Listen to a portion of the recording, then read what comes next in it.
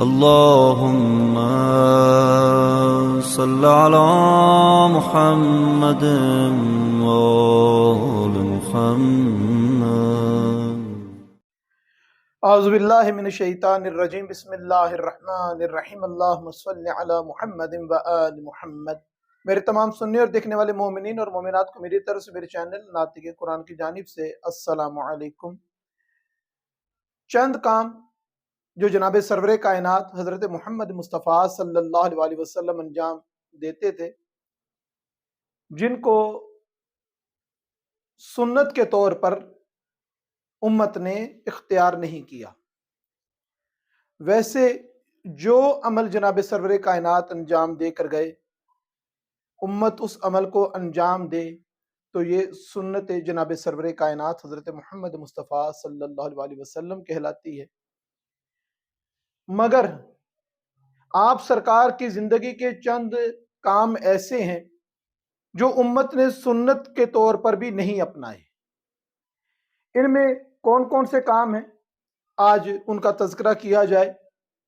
کہ سب سے پہلا کام یہ کہ جناب سرور کائنات حضرت محمد مصطفیٰ صلی اللہ علیہ وسلم کی اکلوتی بیٹی جناب سیدہ فاطمہ الزہرا سلام اللہ علیہا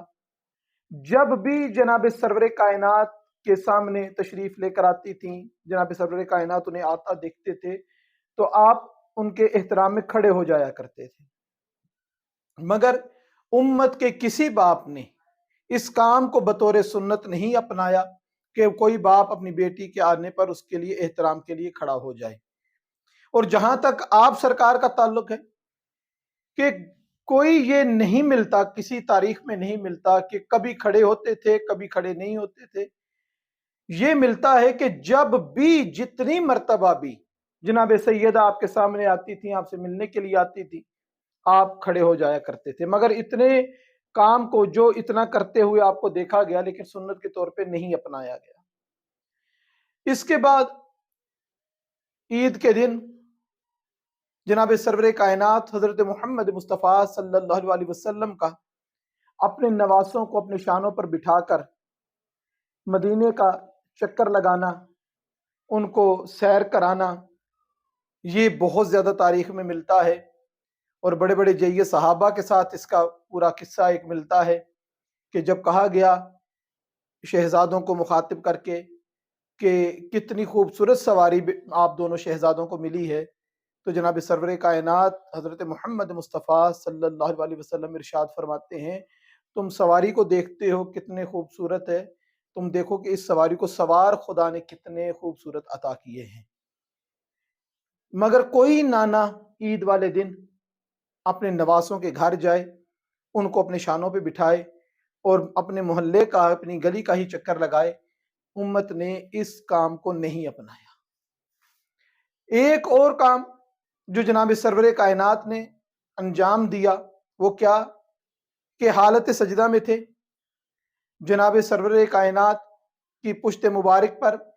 حضرت امام حسین علیہ السلام آ کر بیٹھ گئے. 70 مرتبہ تلاوت کی آپ سرکار نے، تسبیح سجدہ کی 70 مرتبہ. مگر نہ نماز جناب سرور کائنات خراب ہوئی، نہ آپ نے شہزادے کو ہٹایا. اگر شہزادہ اور بھی تھوڑی دیر تک وہاں پر بیٹھا رہتا تو آپ اس تسبیح کو اور طولانی کرتے. جب تک بیٹھے رہے آپ تسبیح پڑھتے رہے. اب کبھی کوئی اب کا امتی یہ نہیں کہہ سکتا کہ ہمارا کوئی بچہ آ کے ہمارے اوپر بیٹھ جائے اور ہم نماز کی حالت میں اس کا انتظار کرتے رہیں تو ہماری نماز ٹھیک ہوگی، ہماری نماز باطل ہو جائے گی، ہماری نماز ختم ہو جائے گی. یہ جو عمل جناب سرور کائنات کے ہیں، یہ جو کام جناب سرور کائنات کے ہیں، بیٹی کے لیے کھڑے ہونا، نواسوں کو کندھوں پہ بٹھانا، حضرت امام حسین علیہ السلام کو حالت نماز میں بھی اپنی پشت سے نہ اتارنا، یہ سمجھ میں کب آتے ہیں؟ یہ سمجھ میں اس وقت آتے ہیں کہ جب انسان اس چیز پر یقین رکھے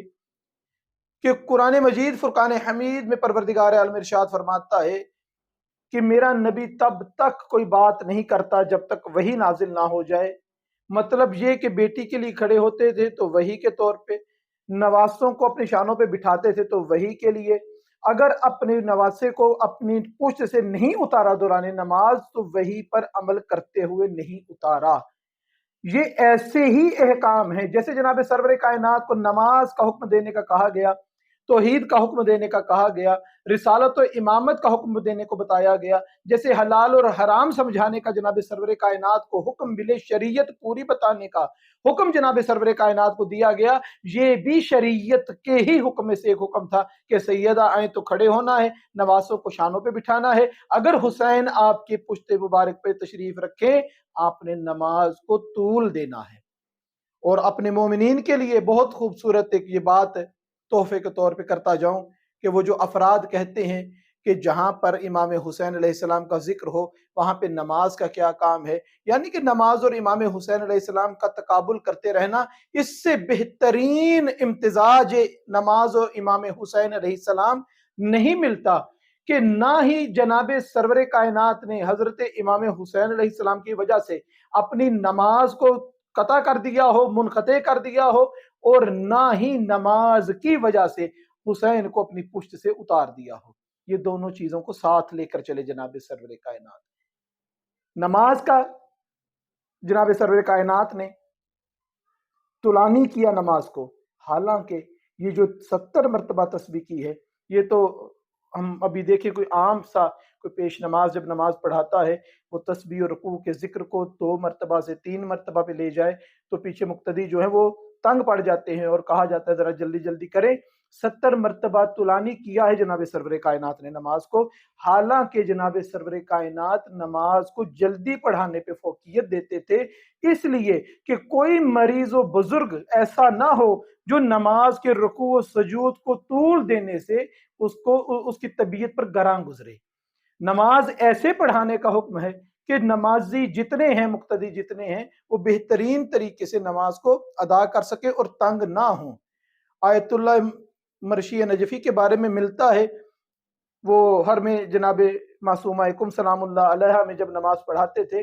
تو اذان شروع ہوتی تھی تو نماز شروع کر دیتے تھے اور اذان ختم ہونے تک ان کی نماز مکمل ہو چکی ہوتی تھی۔ اب اس کا مطلب یہ نہیں ہے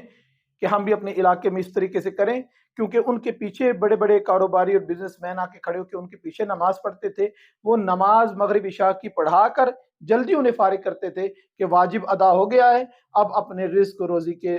دکان پہ جا کے، کاروبار پہ جا کے پھر سے یہ وہاں پر بیٹھ جائیں، وہاں پہ وہ اپنا کام کریں۔ ایک مرتبہ تاریخ میں یہ بھی ملتا ہے کہ حضرت محمد مصطفیٰ صلی اللہ علیہ وسلم نے تیز نماز پڑھائی اور اصحاب نے پوچھا یا رسول اللہ آپ نے اتنی تیز نماز پڑھائی ہے، کیا وجہ ہے؟ تو مولا فرماتے کہ آپ نے سنا نہیں کہ ایک بچہ رو رہا تھا اور اس کی ماں ساتھ جماعت کے نماز ادا کر رہی تھی،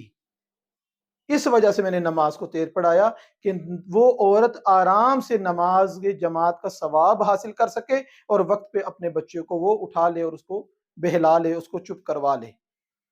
اتنی احتیاطوں والے جناب سرور کائنات، اتنی جلدی نماز پڑھانے والے جناب سرور کائنات، مولا حسین علیہ السلام جب پشت مبارک پہ آتے ہیں تو اس وقت آپ نماز کو اتنا طول دیتے ہیں کہ حسین علیہ السلام اپنی مرضی سے جب تک اتر نہیں جاتے آپ سجدے سے سر نہیں اٹھاتے۔ پروردگار سے دعا ہے کہ پروردگار ہمیں مقام حضرت امام حسین علیہ السلام سمجھنے کی توفیق عطا فرمائے، اور وہ کام جو جناب سرور کائنات نے نانا و نواسہ کی حیثیت سے نہیں، باپ اور بیٹی کی حیثیت سے نہیں،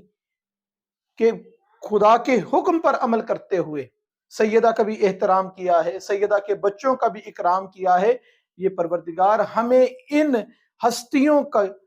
معرفت پروردگار عطا فرمائے کہ جن کے احترام میں کبھی رسول کھڑے ہو جاتے ہیں، جن کے احترام میں کبھی جناب سرور کائنات اپنی نماز کو طول دے دیتے ہیں۔ پروردگار سے دعا ہے کہ پروردگار ہم کو صحیح معنوں میں سیرت محمد اور آل محمد علیہ السلام کو پڑھنے، سمجھنے اور اس پر عمل کرنے کی توفیق عطا فرمائے۔ وما علینا الا البلاغ المبین۔